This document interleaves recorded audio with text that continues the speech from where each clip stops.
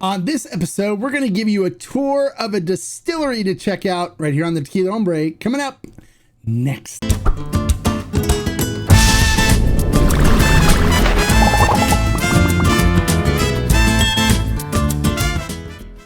Hello, and welcome to this episode of the Tequila Hombre, where today we're going to give you a tour of a distillery.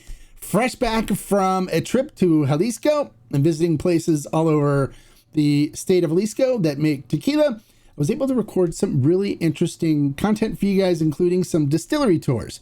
So the first distillery tour we're going to do is a distillery known as NOM 1610. It is La Arandina. Now, the name La Arandina is kind of an interesting name in that it is the Casa Camarena distillery. They changed the name to La Arandina to honor the women of Arandas as the matriarch of the Camarena family on this side of the Camarena family actually owns and runs the distillery at this time. So to honor women in tequila, they changed the name to La Arandina. And La Arandina refers to the women of Arandas, which is kind of cool.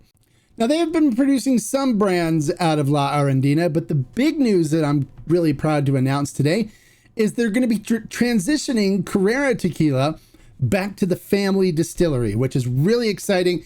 When I was in Mexico, I had a chance to sit with Mauricio Camarena, who's now the master distiller there for La Arandina, a really passionate and proud man who's just really passionate about making tequila the right way. And they informed me that he created a really nice flavor profile for Carrera tequila that's going to be produced at this distillery. I had a chance to taste it and do a comparison with the existing flavor profile, and I actually think it's better. So it's going to be a really good transition for them to move Carrera from the distillery where it's at now, where Mauricio is producing it, and using different distilleries facilities to the family distillery. And it's something he's really proud about. And I'm really proud for him too, because I think this is a great move for the Carrera brand. Since Mauricio has taken it over, he's done a great job at really improving the quality of tequila coming out of this distillery and really working on developing some really amazing flavor profiles.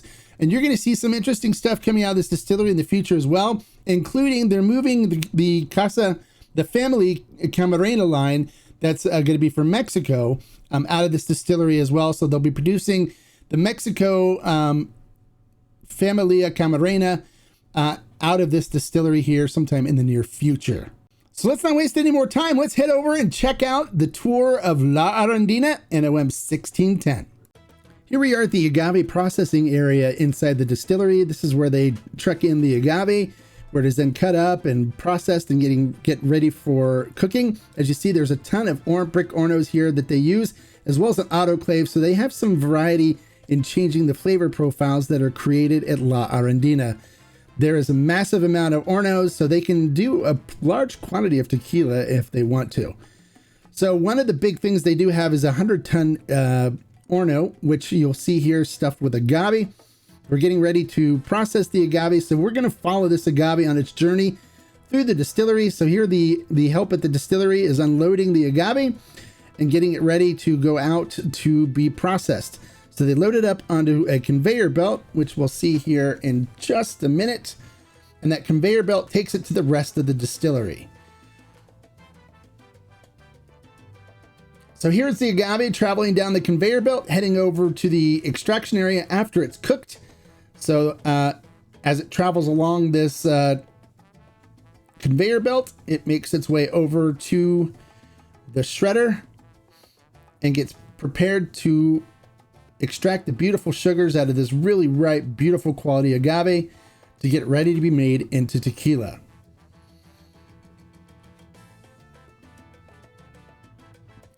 So here it goes up another conveyor belt into the shredder. And this is where it'll be shredded into the fibers that then process through the roller mill. So here the shredder processes the cooked agave into fibers. You can see all the fibers here on the conveyor belt. And then the agave fibers are then doused with water and squeezed with the roller mill rollers to extract the beautiful sugars out of it. They have a fairly large roller mill compared to most other distilleries that I've been to. This is a 5-pass roller mill. With each pass, the fibers are then doused with fresh well water and then squeeze to get those amazing juices out of it.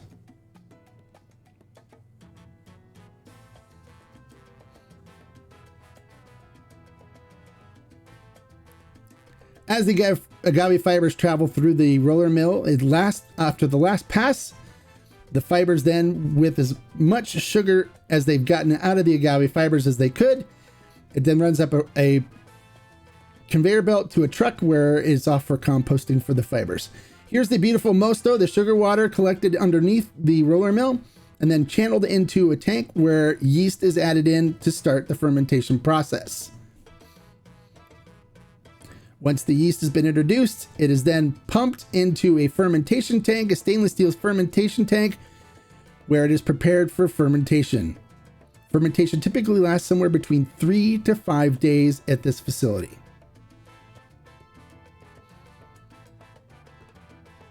Here's the fermentation underway. You can see the yeast working and bubbling up at the top here on the mosto that is currently in this particular tank. After fermentation is complete, this here is the control valves for all the stills. It's heading over to the distillation area where they'll distill the dead mosto, the mosto that's been fermented, and get it ready to be turned into tequila. They do 2-pass distillation at this facility using stainless steel pot stills. And here is the final distillation area where they turn ordinario, which is from the first pass, into tequila. And here Mauricio is checking on the quality of the tequila coming out of the still. And this is the area where tequila is made at the distillery. You can see the tequila in the tank here, and then it is processed after this and bottled as Blanco or placed into barrels for aging.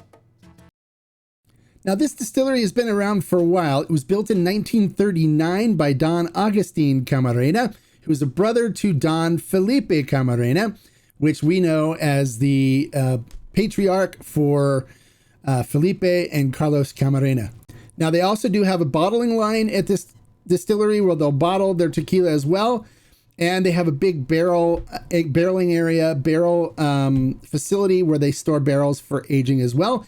We're going to be doing a special project with Carrera out of this distillery where we sampled some special double wood añejo, and we're going to be getting a special edition double wood añejo for the Tequila Barrel and Agave Collective that will be coming in at 52.2%. I will have a tasting video of this selection coming up soon, so make sure you look for that on the channel.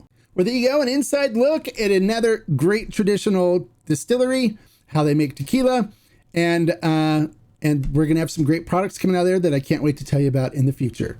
If you like the information I shared in this video, make sure you click the thumbs up and give it a like. If you're new to the channel, bienvenido. If you want to see other distilleries that we're gonna do tours of, as well as give you some great information about some of the brands coming out of these distilleries, make sure you click the subscribe button right there and the notification bell next to it. And like I always say, life is too short to drink bad tequila, so make sure you keep watching the channel here for some other great tequilas that'll be coming out of this distillery, as well as others, right here on the Tequila Hombre channel. Salud.